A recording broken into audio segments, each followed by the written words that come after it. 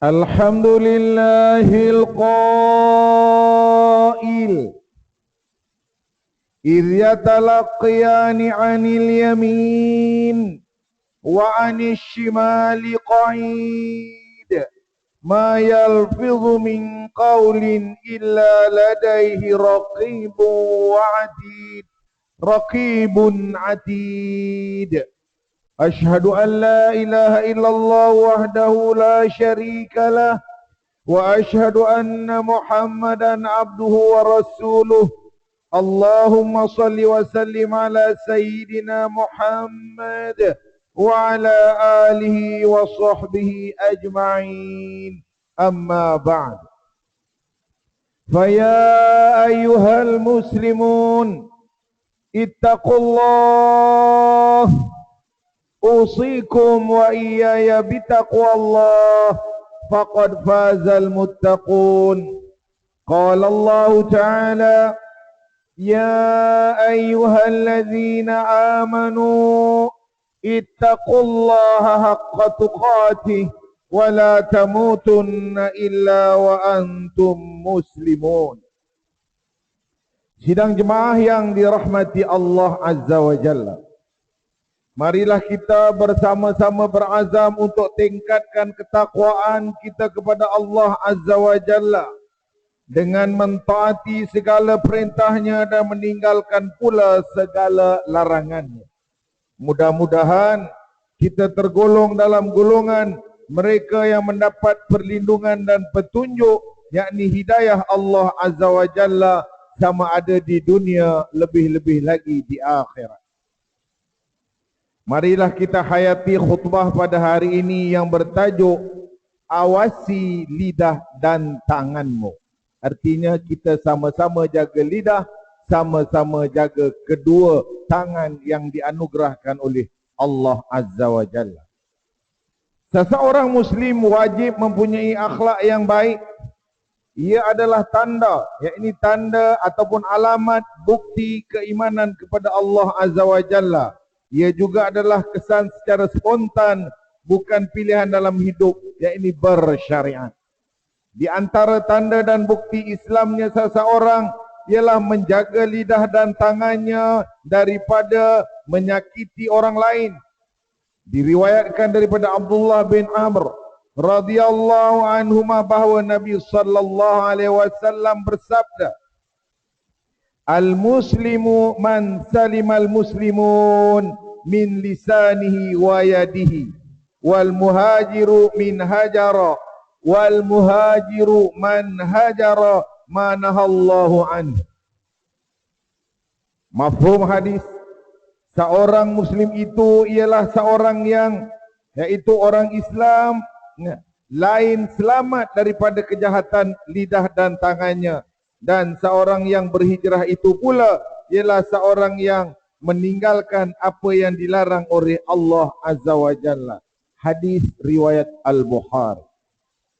Saudara yang dirahmati Allah, hadis ini menunjukkan bahawa seseorang Muslim hakikatnya ataupun hakikinya dan berakhlak dia adalah yang mampu menahan kejahatan dari tutur kata dan tingkah laku, yakni daripada menyakiti hati dan perasaan serta mengganggu gugat keamanan dan kesejahteraan kehidupan orang lain. Dengan itu ingatlah, segala apa yang kita perkatakan dan kita lakukan akan memberi kesan langsung kepada saudara se-Islam lainnya. Dan ia sentiasa dalam pengetahuan Allah, bahkan menjadi tugas para malaikat untuk mencatatnya. Firman Allah Azza wa Jalla di dalam surah Qaf ayat 17 dan 18 yang dibacakan tadi di awal khutbah bermaksud, semasa dua malaikat yang mengawal dan menjaganya menerima dan menulis segala perkataan dan perbuatan, yang satu duduk di sebelah kanannya dan yang satu lagi di sebelah kirinya, tidak ada sebarang perkataan pun yang dilafazkan atau perbuatan yang dilakukan melainkan ada di sisinya, yakni pengawas yang sentiasa sedia menulisnya. Saudara, itu tugasan para malaikat.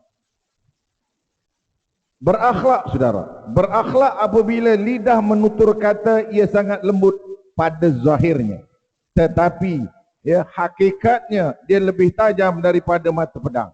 Dengan itu fikirkanlah dahulu untuk menuturkan pandangan dengan bahasa yang lembut.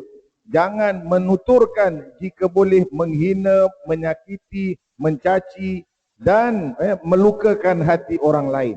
Ingatlah bahawa antara perkara yang tidak boleh diundur adalah kata-kata yang keluar dari dua rahang selain daripada waktu dan kesempatan yang tidak akan berulang untuk sekian kalinya. Tutur kata dan lafaz yang kita ucapkan juga bakal dipertanggungjawabkan di hadapan Allah Azza wa Jalla pada hari akhirat kelak. Diriwayatkan daripada Abu Hurairah radhiyallahu an, Nabi besar kita Muhammad sallallahu alaihi wasallam bersabda, mafhum hadis, sesungguhnya Allah Azza wa Jalla ataupun Allah Subhanahu wa taala tidak mengambil kira daripada umatnya apa yang disimpan di dalam hatinya selagi mana tidak dilakukan atau diperkatakan. Riwayat Al-Bukhari. Artinya kita simpan apa pun Allah tidak catat. Artinya dalam pengetahuan Allah juga. Berkaitan hadis ini, Imam Ibnu Hajar Al-Asqalani menyatakan bahawa niat yang jahat sekalipun belum dijadikan ataupun belum dilakukan oleh seseorang itu belum datang dosa. Belum datang penyebab berdosa.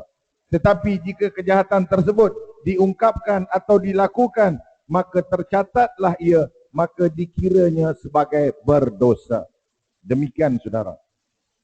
Di dalam kegarahan kita, di dalam kita berhujjah, iaitu berdebat, terdapat segelintir umat Islam yang sengaja melajakkan lidahnya dan perbuatan demi hati yang mahu kepuasan hasutan syaitan untuk membalas dendam, menjatuhkan serta menyerang peribadi seseorang ataupun orang lain ataupun satu kumpulan yang lain yang tidak sehaluan dengannya.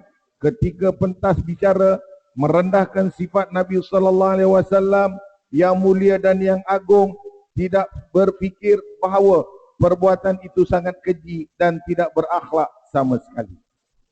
Dengan itu, marilah kita bertanya kepada diri kita sendiri, terlupakah kehinaan yang akan Allah timpakan ke atas pelaku yang menghina kekasih Allah, menghina saudara seagamanya, dan ketika ringan tangan menconteng mural dan lukisan orang lain dengan lakaran hina dan kata-kata nista, adakah dia tidak tahu alam barzah penuh dengan azab, ular dan jengking ketika menari-nari jari, menconteng ataupun menulis, mewasap perkataan-perkataan bersifat fitnah ataupun adu domba di media sosial?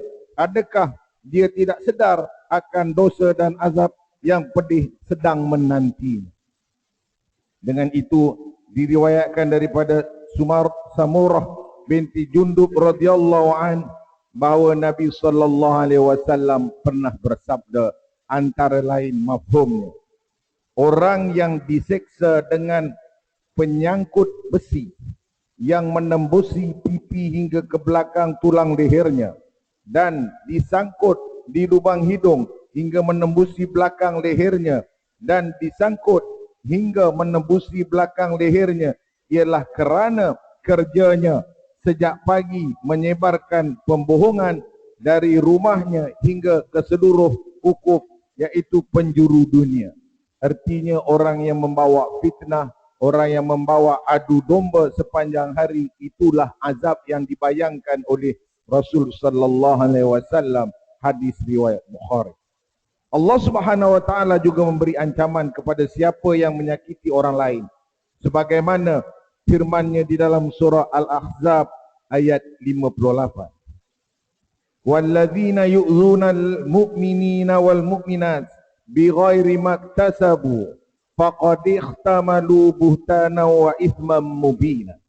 Dan orang-orang yang mengganggu serta menyakiti orang-orang lelaki yang beriman dan orang-orang perempuan yang beriman dengan perkataan atau perbuatan yang tidak tepat dengan sesuatu kesalahan yang dilakukannya, maka sesungguhnya mereka telah memikul kesalahan, menuduh secara dusta dan berbuat dosa yang amat nyata. Hadirin yang dirahmati Allah sekalian, sesungguhnya kata-kata kesat dan maki hamun yang dilemparkan sesama Muslim adalah satu fitnah besar di dalam Islam dan umat Islam.